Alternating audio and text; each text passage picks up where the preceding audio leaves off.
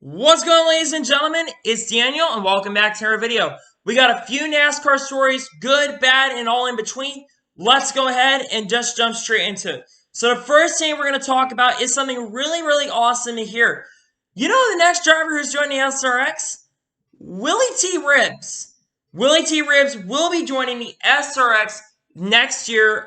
Honestly, very surprised to see him joining the SRX. I never thought Willie T. Ribbs was... I don't know when the last time Willie T. Ribbs raced, if we're going to be honest with ourselves here. It's just awesome to see a guy like that coming back. It's like the race of like legends, you know, or people who've raced in all forms of racing in the past. And I'm really happy to see him joining the SRX. I think he now becomes the sixth driver part of the SRX. So half of the field for next year has been filled up.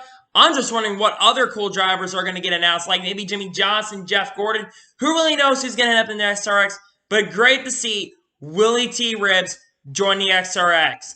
On to the next story, sponsorship talk.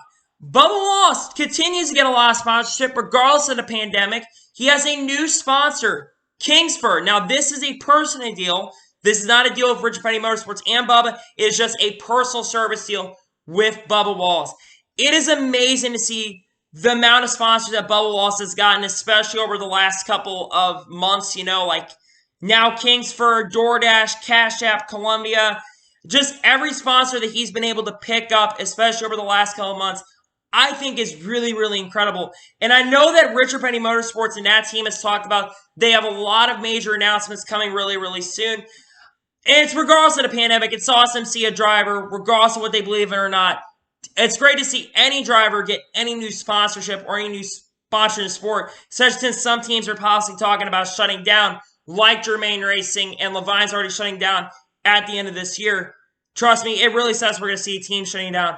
But it's just amazing to see someone being able to pick up a lot of sponsors. And the future for Bubba Wallace looks very promising, especially on the sponsorship front. It's just amazing to see this. You know, Bubba has been doing a lot for the sport. I know Bubba's not in the best car, let's be honest, but with the rumors of Richard Petty Motorsports basically looking to upgrading their team, maybe going to RPM, going over to Toyota, and Bubba probably returning next year to 43 or going to 42, but I still think Bubba's going to end up in the 43 once again next year. I don't see him leaving that team. Probably with an upgraded team, of course, regardless of what team they decide to partner up with, whether it's Hendrick Motorsports and Chevy or Toyota with Joe Gibbs Racing or whatever team is over there at Toyota. I just really hope Bubba continues to succeed. I think Bubba has to succeed for the sport. He really does. He's a driver that must succeed in. The fact that he's been able to do a lot better this year, I think is awesome. But his outspokenness for supporting African American people and supporting what he believes in, I can respect what Bubba believes in, and I'm just so happy right now that Bubba is continuing to pick up sponsorship. And I'm wondering what other sponsors are being rumored to be partnering up with them as well. There's a lot of things in the future for that team, and I'm just very happy to see Bubba Wallace picking up new sponsorship for this year and maybe for the future, because who really knows what's going to happen after this year. On to the next story. We have another sponsor coming in for a racetrack.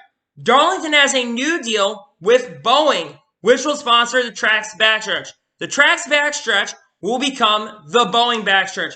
Really cool name for the backstretch. That makes me really happy to see another sponsor joining NASCAR. I mean, Boeing hasn't been in NASCAR in quite some time, if I'm not mistaken. I'm very happy to see Boeing back in the sport. Up next, Kurt Busch has a new sponsorship as well. Chip Ganassi Racing has a new sponsor in York Tulsa Corporation and Care Agility, which will have an associate position on Kurt Busch's #1 Chevy through the rest of 2020. So while it's not a main sponsor for the car, it's an associate sponsor. I'm glad to see, like I said, I'm glad to see any driver get any sort of sponsorship in the sport. Kurt Busch is still a very marketable name. Yes, he's had his issues in the past, you know, but Kurt Busch has definitely matured over the years, and I think that's why he's helping him get sponsors like Monster that have come over with him. And the fact that Chip Ganassi Racing, because they've had troubles with sponsorship in the past, it is incredible to see that Kurt Busch can bring sponsorship for that team. And again, I'm just happy we're seeing all these sponsors come into the sport, and it just makes you really happy. See people coming back and all these cool sponsors that used to be in the sport a long time ago coming back. It's great to see that. And now we get into the unfortunate side of this episode. This is actually the biggest news of it all. But Phoenix International Raceway has announced that they are only going to have limited capacity. It's going to be 20% capacity, which will be 8,400 people for its championship weekend races. The good news is at least there are going to be fans at the races, and at least all 3 series are going to be able to have races. I think as of right now, this is the only race in the playoffs or any of the series that is going to have all their series with at least some sort of capacity.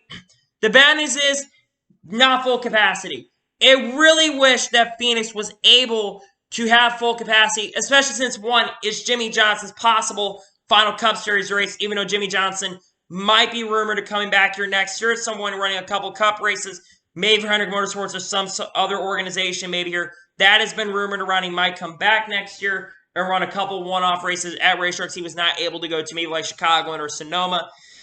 But it just really sucks. I just want this full capacity. I just want these races to really get back to normal. I know that this year is different because of the COVID-19. I completely understand that. But I just want to see full capacity back for the sport. I'm just tired of, having to worry about, are we going to see fans at this race? Are we going to see fans at that race? Is this race going to get canceled we thought we were going to have? That's what I was really, really worried about. And I want to talk also about the races that are going to have fans and are not going to have fans. So Darlington, we knew this, is going to have 8,000 brake fans. The Cup race is only going to have fans, so there will be probably no fans. I don't know if there's fans maybe for the truck race, since that is going to be on the stadium. I am not sure about that. But there will be no fans for the Xfinity Series race. Richmond, we already knew this, no fans. Bristol is going to have 30,000 capacity, and it will be less for Xfinity. I expect that to be cut in half, probably 15,000 fans for Xfinity. That's probably what it's going to be. Vegas is unknown if we're even going to have fans there at all, and with the rumors that might end up getting, because they're trying to figure out what they're going to do for Vegas right now. I'm not sure what's going on there.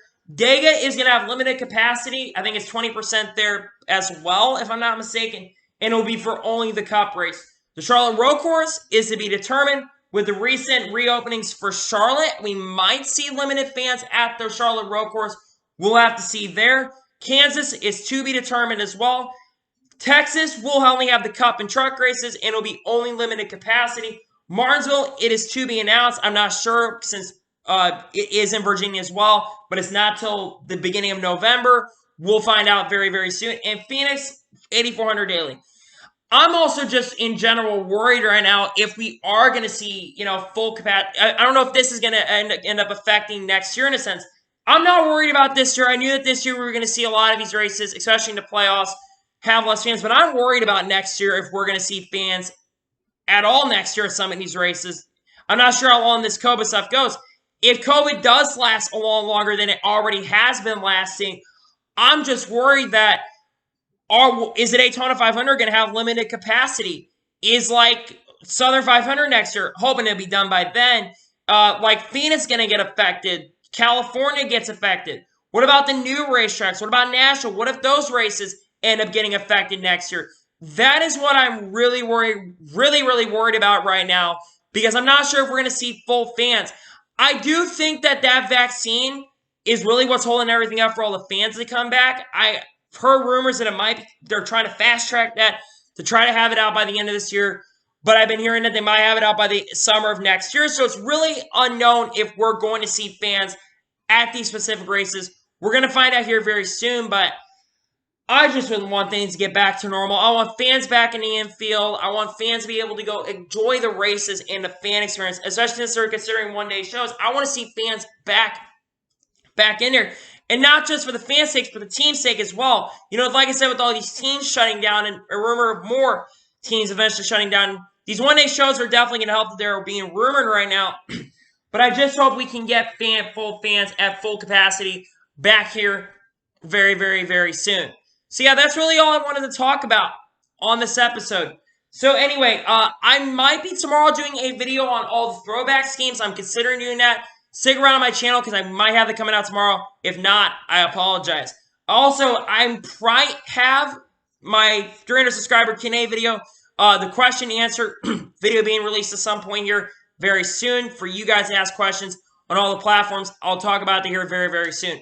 But anyway, that's all I got for today. I want to thank you guys for watching today's video.